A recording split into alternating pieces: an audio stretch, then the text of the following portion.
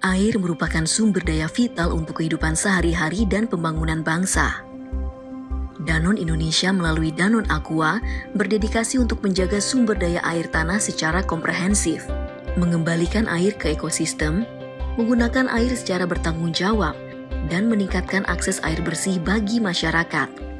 Melalui kemitraan dengan organisasi, pemerintah, dan masyarakat setempat, Danone Aqua menerapkan program pertanian berkelanjutan yang meningkatkan kesejahteraan masyarakat dan pelestarian sumber air dari pencemaran bahan kimia. Danone Aqua menerapkan beberapa praktik terbaik dalam pengelolaan air, dengan tujuan melindungi sumber daya air lokal dan menjamin keberlanjutan.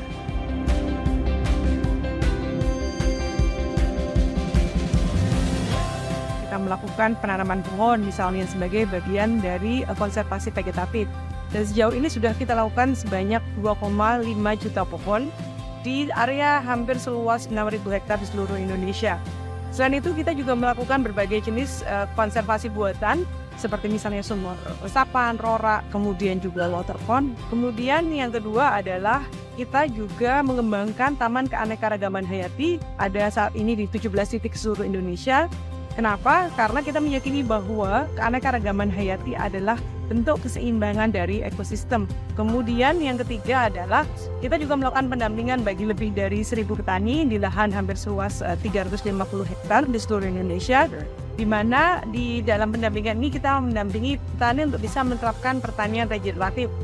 Apa artinya? Dengan pertanian regeneratif, kita mengharapkan agar petani dapat menerapkan praktek pertanian yang efisien dalam hal penggunaan airnya, kemudian juga minim bahan kimia dalam pemanfaatan pestisida dan pupuknya, dan yang ketiga juga melakukan pengairan air melalui jaringan distribusi sehingga air ini dapat diterima merata di seluruh lahan pertanian. Danone Aqua memegang peran penting dalam pengelolaan dan penjagaan sumber daya air dengan mengimplementasikan berbagai kebijakan dan praktik terbaik yang bertujuan untuk melindungi sumber daya air lokal. Sebagai perusahaan minuman terkemuka, Danone Aqua mengakui tanggung jawabnya dalam menjaga ketersediaan air yang berkelanjutan dan berkontribusi pada keberlanjutan lingkungan. Mereka berkomitmen untuk mengurangi dampak negatif dari kegiatan bisnisnya pada lingkungan, terutama terkait air, dengan cara melakukan manajemen air yang efisien, konservasi air, dan menjaga kualitas air di daerah sekitar fasilitas mereka. Jadi dari Danone Aqua sendiri, kita telah menetapkan komitmen untuk mencapai positive water impact di tahun 2030, di mana artinya adalah bahwa kami ingin dapat mengembalikan air ke alam dan juga ke masyarakat lebih banyak dari yang digunakan. Salah satu praktik utama adalah penerapan sistem irigasi yang efisien dan teknik pertanian ramah lingkungan. Dengan mengoptimalkan penggunaan air di sektor pertanian dan mempromosikan metode pertanian yang berkelanjutan, Aqua memastikan sumber daya air di sekitarnya tetap terjaga. Danone Aqua juga melakukan rehabilitasi infrastruktur irigasi untuk pengelolaan air pertanian yang lebih efisien. Kalau untuk kami pemuda di dulu sini, otomatis kita akan menambah wawasan juga tentang ilmu kultur jaringan, dan niat kami untuk kedepannya itu bisa dikembalikan ke alam lagi. Danone Aqua juga berkomitmen untuk menambahkan kembali sumber daya air dengan menginisiasi berbagai proyek reboisasi dan berinvestasi dalam upaya penambahan air yang berkontribusi pada kesehatan ekosistem air tanah. Salah satunya merupakan Taman Kehati. Taman Kehati Danone Aqua ini merupakan sebuah kawasan konservasi yang dijalankan oleh Danone Aqua untuk melindungi sumber daya alam dan meningkatkan kesadaran lingkungan di wilayah Klaten.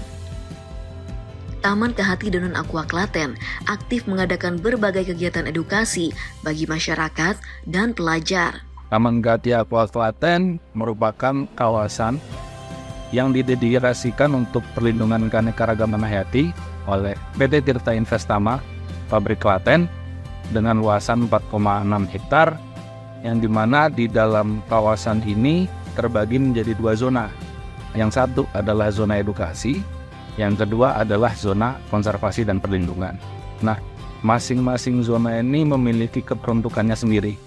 Yang zona edukasi digunakan khusus untuk edukasi dan pemberdayaan masyarakat. Jadi kita memiliki beberapa objek interpretasi yang khusus digunakan untuk edukasi. Kemudian yang kedua adalah zona konservasi dan perlindungan. Nah, di zona konservasi dan perlindungan itu dikhususkan untuk memproteksi flora dan fauna, terutama untuk flora yang endemik dan langka. Di sini, pengunjung dapat mengikuti workshop, seminar, dan lokakarya yang membahas berbagai isu lingkungan, konservasi, dan pentingnya menjaga ekosistem. Para pengunjung juga memiliki kesempatan untuk berpartisipasi dalam kegiatan reboisasi dan penanaman pohon sebagai upaya nyata dalam melestarikan alam. Lintas edukasi kita terdapat beberapa materi yang digunakan untuk interpretasi. Di setiap materi interpretasi itu ada jalurnya. Nah, materi-materi interpretasi itu berupa satu materi tentang pengenalan flora dan fauna. Kalau di flora kita mengenali edukasi bagaimana mengukur dan mengidentifikasi dari flora. Salah satunya adalah pohon. Bagaimana mengukur diameter pohon, bagaimana mengukur diameter tajuk, mengukur tinggi, menggunakan alat-alat yang representatif. Kemudian yang kedua untuk faunanya, kita juga sama melakukan monitoring bagaimana memonitoring misalnya burung.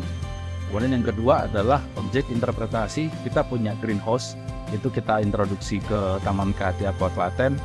Kemudian kita juga ada mengenalkan peran penting dari Taman Kehati, terutamanya adalah keanekaragaman hayati keseluruhan. Peran dari Taman Kehati itu seperti apa?